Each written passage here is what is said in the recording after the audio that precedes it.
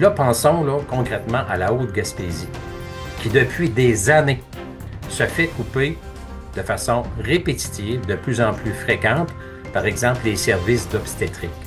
On a même vu des services d'urgence être fermés dans certains hôpitaux de la Gaspésie dans la dernière année. On voit de plus en plus des fermetures de services, là. Puis les raisons qui sont invoquées, c'est le manque de personnel. Nous recevons aujourd'hui l'analyste politique et ancien ministre Gaëtan Lelièvre pour discuter des grands défis qui attendront les futurs élus municipaux au lendemain des élections du 2 novembre. Alors que le rôle des municipalités est en constante évolution, avec de nouvelles responsabilités déléguées par Québec, les nouveaux élus devront naviguer dans un contexte de plus en plus complexe. Gaëtan Lelièvre aborde les priorités incontournables comme la crise du logement, mais aussi les défis plus larges comme l'amélioration du milieu de vie et la gestion des dossiers en zone grise où les municipalités doivent intervenir sans en avoir officiellement le pouvoir. Il nous dresse un portrait des enjeux qui se retrouveront sur la table des nouveaux conseils municipaux. J'aimerais t'entendre sur, dans le fond, on va commencer par quelque chose d'un petit peu plus large. En lien avec les élections, c'est souvent à quoi on a à faire face, parce que je sais que chaque municipalité a ses défis, mais quand même, il y a des défis communs. Je sais que de plus en plus, on voit des collaborations, que ce soit les regroupements des municipalités, que ce soit les regroupements des MRC, les regroupements. Est-ce que c'est suffisant? Donc, on peut peut-être parler des défis. J'aimerais t'entendre un petit peu là-dessus, à quoi on va avoir à faire face, et surtout avec cette année préélectorale, comme on a parlé un petit peu la dernière fois. Comment toi tu vois la situation à venir pour les nouveaux maires et préfets? Ben, c'est sûr que le monde municipal est en constante évolution, transformation depuis de nombreuses années et les défis sont de plus en plus nombreux. Le gouvernement, bon, c'est connu, hein, délègue beaucoup de nouvelles responsabilités aux municipalités. On demande d'avoir donc plus d'expertise aux municipalités, aux MRC également. Puis là, il y a tout un questionnement. Ce que j'entends beaucoup des intervenants municipaux, autant les élus que les fonctionnaires, c'est que ces gens-là doivent être très imaginatifs et trouver de nouveaux moyens, de nouvelles ressources pour satisfaire à ces nouvelles exigences-là. Surtout les municipalités de petite taille en population, en nombre. Parce que souvent, ces municipalités-là, qui ont moins de population, par le fait même souvent ont moins de budget, ben, ils ont moins de ressources, moins d'employés, et ça devient difficile pour les directeurs généraux qui deviennent des chefs d'orchestre, des grands généralistes, de pouvoir souvent là, répondre à des attentes, des exigences plus pointues, d'où l'importance ou d'où la nécessité, le réflexe de plus en plus de travailler en intermunicipal, en se dotant de ressources communes, ou encore en confiant, en déléguant certaines responsabilités au palier territorial qu'est la MRC, qui, elle, de plus en plus, prend de l'expertise et avec les nouvelles responsabilités, des budgets supplémentaires, ben, peut se doter de ressources spécialisées pour aider, soutenir certaines municipalités qui n'ont pas les ressources à l'interne. D'accord. Est-ce que au niveau, comment toi tu vois la situation sur l'attractivité, parce que ça peut être un frein aussi dans le monde politique de ne pas avoir assez de gens qui sont intéressés et donc du coup de gens qui se présentent et donc et des fois c'est des réalités sur notre territoire aussi où il y a des gens qui sont élus sans forcément avoir eu de concurrence ou est-ce que j'imagine qu'on parle beaucoup de démocratie municipale ces derniers temps aussi, d'une difficulté à recruter des candidats aux élections par exemple. Oui, effectivement, ça augmente le niveau de difficulté de recruter aux deux niveaux, soit le niveau bureaucratique, administratif et également au niveau politique, les élus, maires, conseillers. Parce que effectivement, ce sont des tâches qui sont de plus en plus exigeantes, qui demandent de plus en plus de temps et différents phénomènes comme notamment, bon, le développement de nouvelles plateformes numériques, les médias sociaux font en sorte qu'il y a beaucoup de critiques, souvent gratuites, très souvent négatives, à l'égard des élus, des fonctionnaires municipaux. Donc, ces gens-là sont vraiment sur la sellette, sont aux premières loges, les premiers là, dans la mire souvent des francs-tireurs. Finalement, il y a un risque, hein, il y a un prix à payer pour faire de la politique municipale aujourd'hui et même pour occuper certains postes de fonctionnaires dans les municipalités ou au niveau territorial MRC. Donc, Les salaires sont, bon, dans la moyenne. Bon, les salaires ne sont pas extravagants. Ils sont souvent moins élevés que dans le privé, un peu plus élevés que dans la fonction publique québécoise, mais souvent inférieurs à la fonction publique fédérale. Donc, on entend parler beaucoup d'études qui démontrent que les employés municipaux sont payés plus que la fonction publique québécoise. Oui, à certains égards, c'est vrai, mais les mêmes fonctionnaires vont transférer dans le privé dans différents, à différents niveaux, que ce soit pour des firmes spécialisées ou encore pour le fédéral. Et là, souvent, les conditions vont être supérieures. Donc, c'est pas le salaire qui les amène là. C'est pas première source de motivation. Puis du côté des élus, ben, on sait que les salaires des élus dans des petites et moyennes municipalités en Gaspésie, c'est très, très bas. On parle la plupart du temps de moins de 10 000 dollars, souvent moins de 20 000 dans les municipalités de moyenne taille. C'est sûr que les plus grandes villes, comme Gaspé, qui fait peut-être exception à la règle, a des salaires pour les élus plus élevés, mais c'est comme l'exception en Gaspésie et aux îles. Là. Partout ailleurs, on parle de conseillers, conseillères, maires, mairesses, là, qui gagnent entre 10 et 20 000 pour finalement beaucoup de responsabilités, beaucoup de critiques souvent. Et donc, les gens ne vont pas nécessairement là pour la paix. Ils vont par souci généralement d'aider leur communauté, de s'impliquer. Mhm. Alors une question comme un peu originale aussi, mais la priorité des priorités. Est-ce qu'il existe une priorité qui surplombe toutes les priorités là qu'on va devoir faire face? Parce qu'on parle dernièrement, on fait beaucoup d'entrevues ensemble, on voit bien qu'il y a des dossiers qui sont au-dessus beaucoup d'autres et qui concernent la majorité des municipalités, malgré qu'on puisse avoir des, comme tu disais, des tailles différentes. Toi, est-ce que s'il y en avait une ou des dossiers à nommer, ce serait lesquels? Avant d'identifier une ou des priorités, ce qui est quand même pas facile, Hmm. j'aimerais peut-être mentionner que ce qui devrait guider les élus dans leur choix de priorité pour leur municipalité dans laquelle ils demeurent, ça devrait être d'améliorer le milieu de vie qui est la municipalité. Quand on appelle ça un milieu de vie, c'est différent, ça nous donne une autre perception des enjeux et de la réalité que, par exemple, si on utilise le terme territoire, secteur, endroit. Ça, c'est physique. Mais quand on parle de milieu de vie, là, ça amène toute la dimension humaine à, à la municipalité. Puis là, ça nous fait prendre conscience peut-être davantage là, de certains enjeux qui sont vraiment très importants parce qu'on intervient directement dans la qualité de vie des citoyens et citoyennes. Donc là, quand on parle de qualité de vie, de milieu de vie, ça nous amène dans une réflexion à un autre niveau. Hein. C'est pas juste, par exemple, les égouts, le déneigement, la signalisation.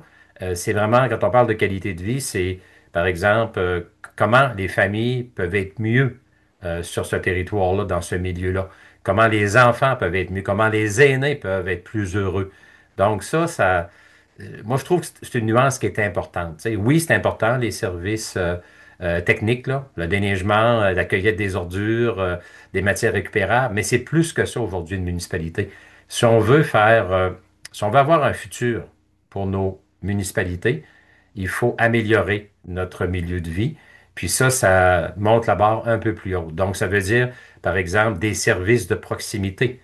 Si on n'a pas de dépanneur, si on n'a pas de station-service, puis si on doit parcourir des dizaines de kilomètres avec une population vieillissante, avec aussi un phénomène positif de nouveaux arrivants, des jeunes familles, ben, il ne faut pas demander à une jeune famille de faire 20 kilomètres pour aller chez une pinte de lait, là.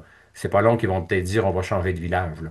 Même chose pour nos aînés qui souvent, par exemple, ont plus de voiture ou encore veulent pas se déplacer le soir, ben c'est la même chose. Donc, tous les services de proximité sont importants.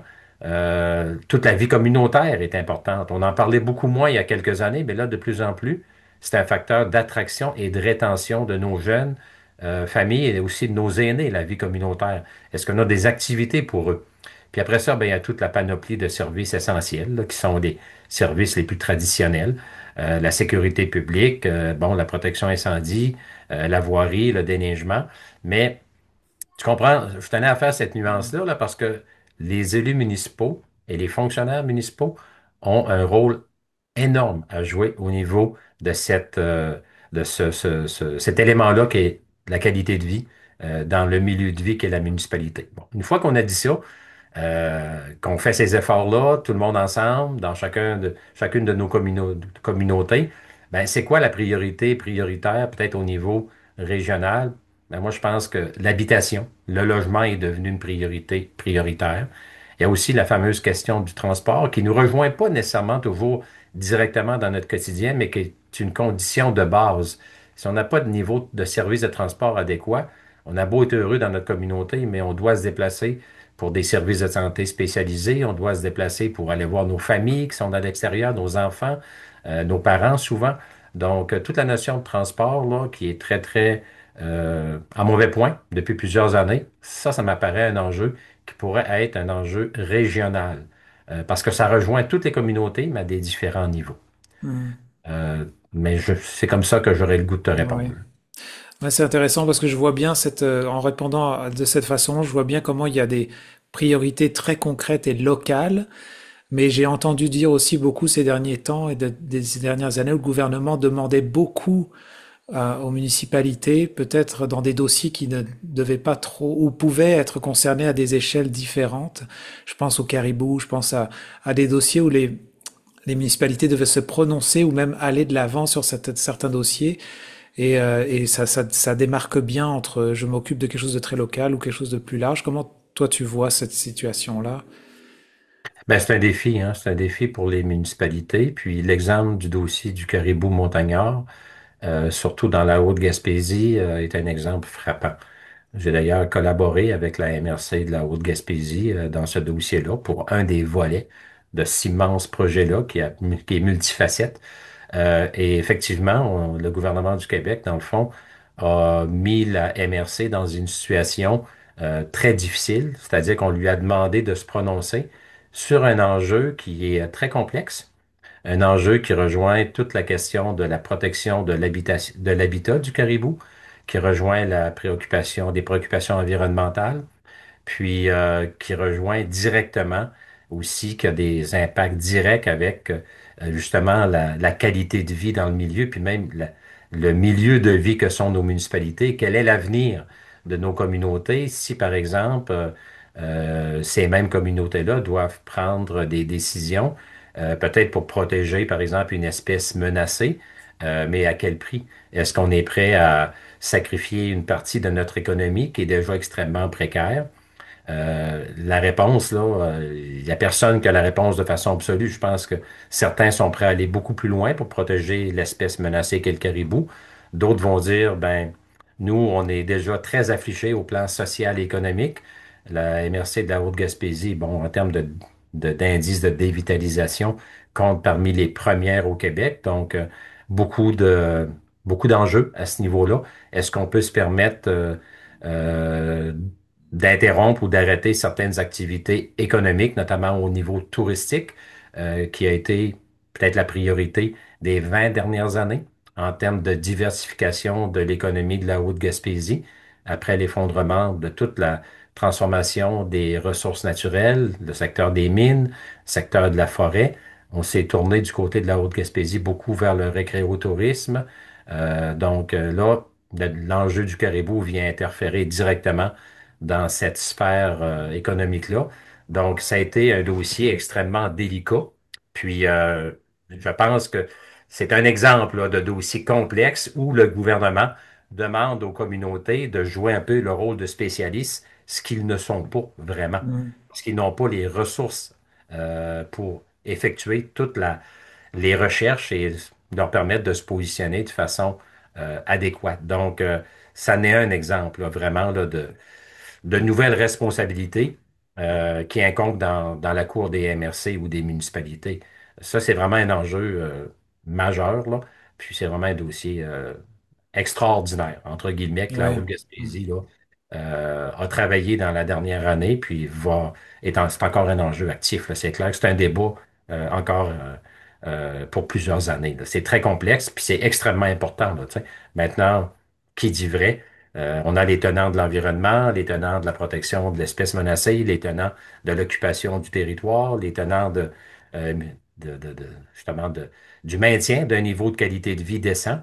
Mais chose qui est sûre, Marc, à mon avis, puis c'était l'objet ou c'était un peu la prémisse de mes recommandations au Conseil de la MRC, c'est que la solution ne peut que passer par une concertation. D'abord, un discours, des communications franches, honnêtes, respectueuses, professionnelles entre l'ensemble des intervenants de tous les secteurs concernés, puis une tentative d'arriver à un niveau de concertation dans le milieu.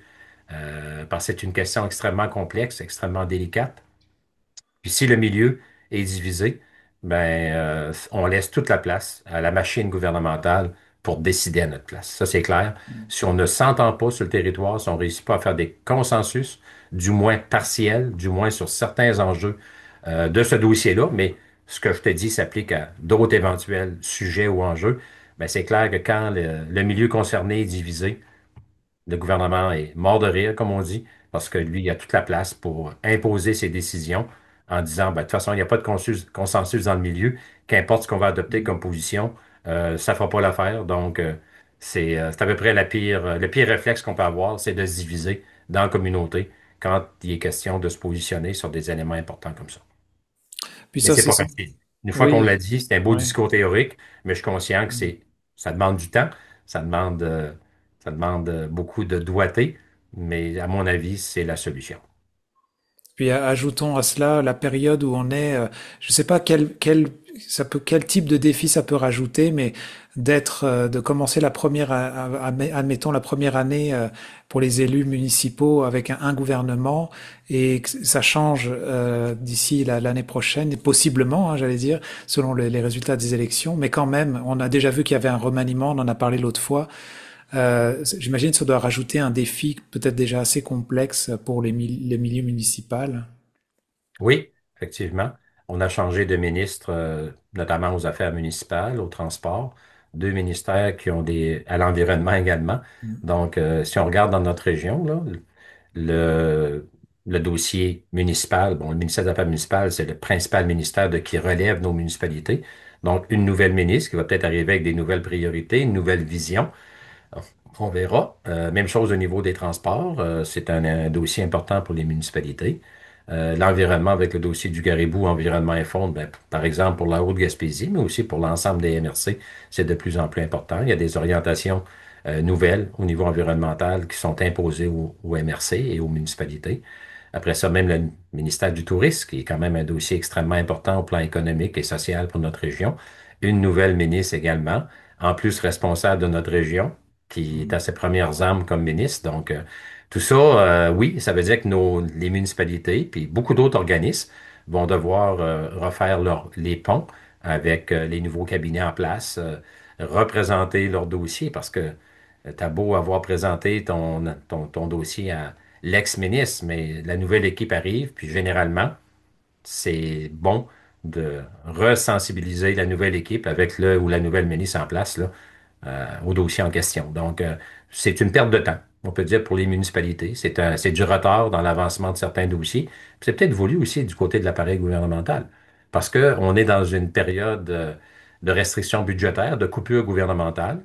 Puis les promoteurs, autant les municipalités que l'ensemble des promoteurs qui ont des dossiers sur les bureaux des différents ministres, ben là, avec des nouveaux ministres en place, ça donne tout le prétexte aux nouveaux ministres de dire, ben là, écoutez, il faut prendre le temps de regarder ça avec mon équipe. Puis là, à un moment donné, bon, on pourrait les convoquer, les rencontrer. Tout ce temps-là, tu gagnes des mois.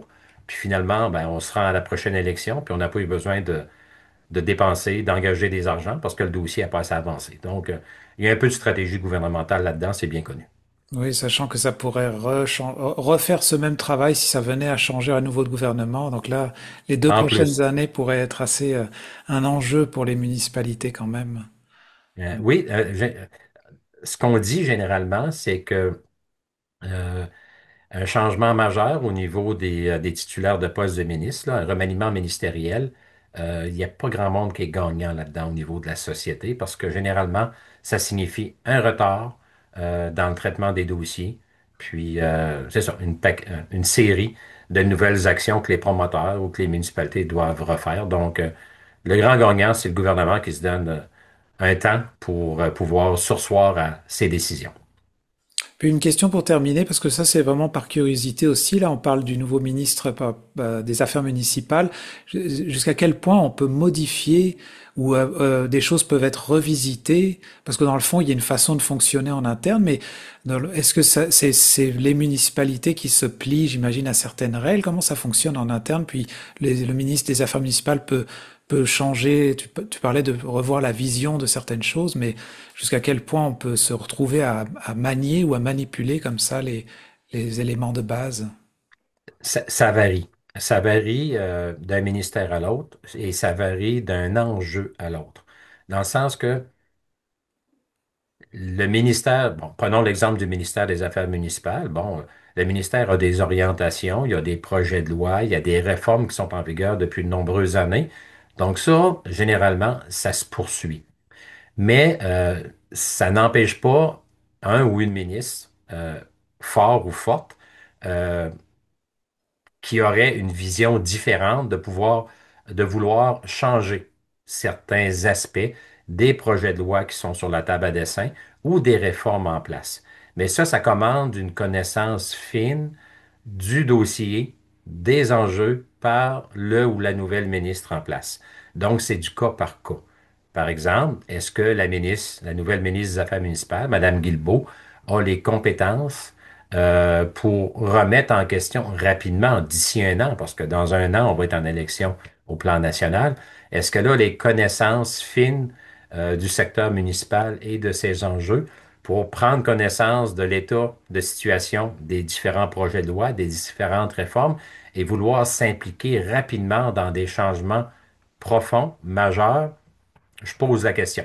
Je n'ai pas les éléments pour juger de ses compétences, là, mais à première vue, ce n'est pas quelqu'un qui vient du monde municipal.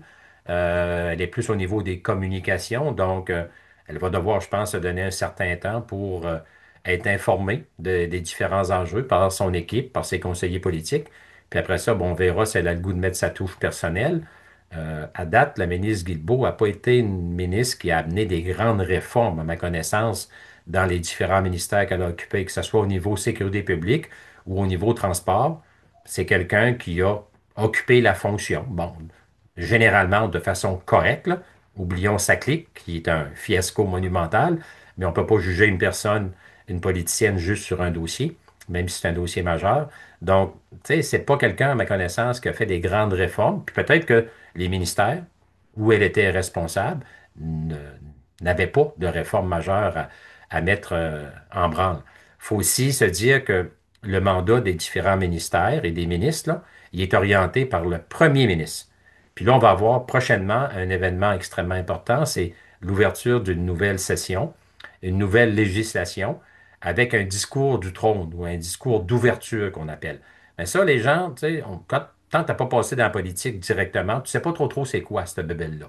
Mais un discours du trône ou un discours d'ouverture, là, discours inaugural, il y a plusieurs termes, c'est extrêmement important parce que le premier ministre se donne un plan de match nouveau, généralement, où là, il place ses commandes à l'ensemble de ses ministres.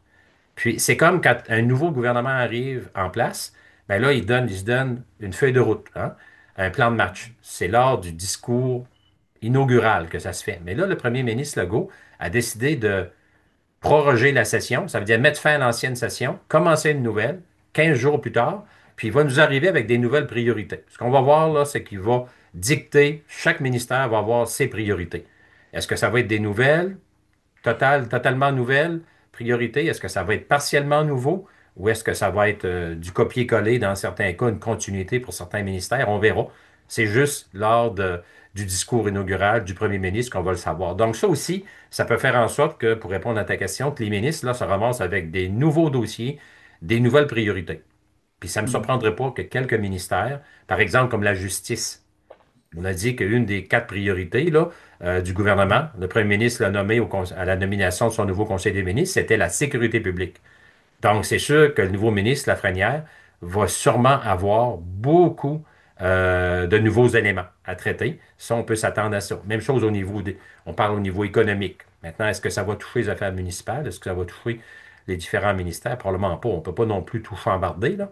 Mais c'est ça. Donc, Je te dirais que la façon, le niveau d'influence d'un ministre dans son ministère dépend de plusieurs facteurs. La commande de son premier ministre, la conjoncture économique. Quand tu veux faire du nouveau, souvent ça prend de l'argent. Est-ce que tu as des budgets pour mettre en place des programmes pour faciliter la mise en œuvre de nouvelles mesures, nouveaux changements? Puis aussi, le bout peut-être qui vient en troisième lieu, c'est le niveau de connaissance, le niveau de détermination du ministre ou de la ministre à l'égard des enjeux de son ministère. Tu sais, autrement dit, la capacité d'intervenir, là, est-ce que tu es prêt? Tu sais, quelqu'un, par exemple, qui est avocat, je présume, puis qui arrive au ministère de la Justice, ben, je pense qu'il devrait être capable d'intervenir plus rapidement parce qu'il est dans son élément. Hein? Quelqu'un qui a été maire ou directeur général d'une ville, qui se ramasse ministre des Affaires municipales, je pense aussi qu'il peut bouger plus vite parce qu'il connaît déjà le domaine. Mais si on prend quelqu'un qui est dans une formation qui n'a rien à voir avec son ministère, ce qui arrive très souvent, ben là, par expérience, ça prend plusieurs mois avant de maîtriser là, ou Mm. connaître là, la plupart des enjeux de ton ministère. Donc là, ça demande plus de temps. Ouais, hein. Bah, on s'entend peut-être pour dire que alors il y a des défis qui attendent les futurs élus municipaux d'ici les prochains mois, j'imagine, même peut-être la première année. Et puis je me disais aussi que en voyant peut-être les dossiers que tu as survolés déjà, qui sont déjà très locaux, soit la main-d'œuvre, l'hébergement, le transport, on fait face à quelque chose de plus national, on va dire provincial, qui peut déjà mettre un peu de bousculer des choses.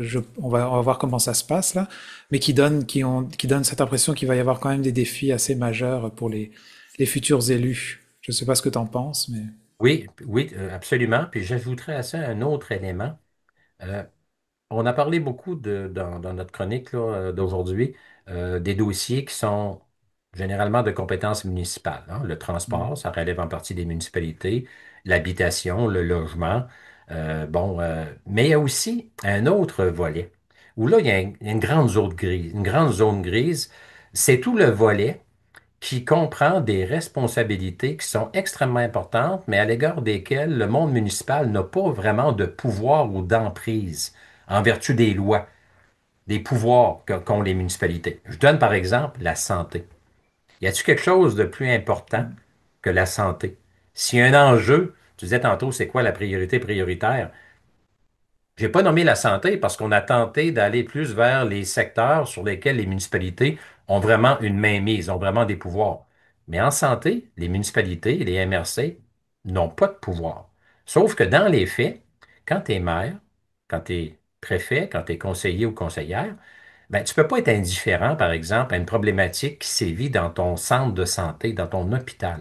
Puis là, pensons là, concrètement à la Haute-Gaspésie, qui depuis des années se fait couper de façon répétitive, de plus en plus fréquente, par exemple les services d'obstétrique. On a même vu des services d'urgence être fermés dans certains hôpitaux de la Gaspésie dans la dernière année. On voit de plus en plus des fermetures de services, là, puis les raisons qui sont invoquées, c'est le manque de personnel. Il y a 10 ans, fermer un service dans un hôpital, par faute de personnel suffisant, automatiquement, le personnel visé, c'était les médecins. On disait, il n'y a pas de spécialiste en obstétrique, il n'y a pas de chirurgien en fin de semaine, il n'y a pas d'anesthésiste. Donc, c'était ça la raison, c'était l'unique raison pour laquelle on fermait des services médicaux. Maintenant, c'est plus ça. C'est rendu, il manque du personnel au niveau infirmier, infirmière, il manque du personnel de soutien. Donc là, on a franchi une autre étape, là, très différente. Puis ça fait en sorte là, que quand un hôpital voit des services importants fermés de plus en plus, pensons à une urgence, là, avec les grands territoires qu'on a, on a à peu près un hôpital à chaque 100 kilomètres en Gaspésie, 100-125 kilomètres. Donc, si tu as un accidenté de la route, là, grave, là, puis il ne peut pas se rendre à l'hôpital qui est à 20 kilomètres, mais il doit faire 125 kilomètres de plus. Là, c'est 150 kilomètres pour te rendre à un hôpital en situation d'urgence. C'est carrément une menace à la vie du patient. Donc là, ça, les municipalités, les MRC, c'est pas dans leur pouvoir légaux traditionnels, mais ça, c'est le genre de dossier aussi qui interpelle de plus en plus les élus municipaux. Et là, la réponse des élus varie beaucoup d'un élu à l'autre, d'un conseil municipal à l'autre, d'un conseil de MRC à l'autre. Puis ça, c'est un élément, moi, qui, je pense, va devoir, là, va être un élément d'intérêt dans les prochaines années. Il va falloir que nos élus se sentent interpellés beaucoup, tant par des enjeux qui ne sont pas parmi les responsabilités traditionnelles des municipalités, mais qui relèvent souvent du gouvernement. Parce que quand je parlais en début d'entrevue, milieu de vie, Ah mais un oui. milieu de vie où les services de santé sont déficients, c'est pas un bon milieu de vie à rester dedans. On pourrait parler des écoles. On pourrait parler de d'autres. On parlait de services de proximité. Tu sais, ouvrir un dépanneur ou une station-service, c'est pas le rôle de la municipalité. Mais quand tu n'as plus de dépanneur à 20, 25, 30 kilomètres de ta communauté, ça peut devenir un élément important.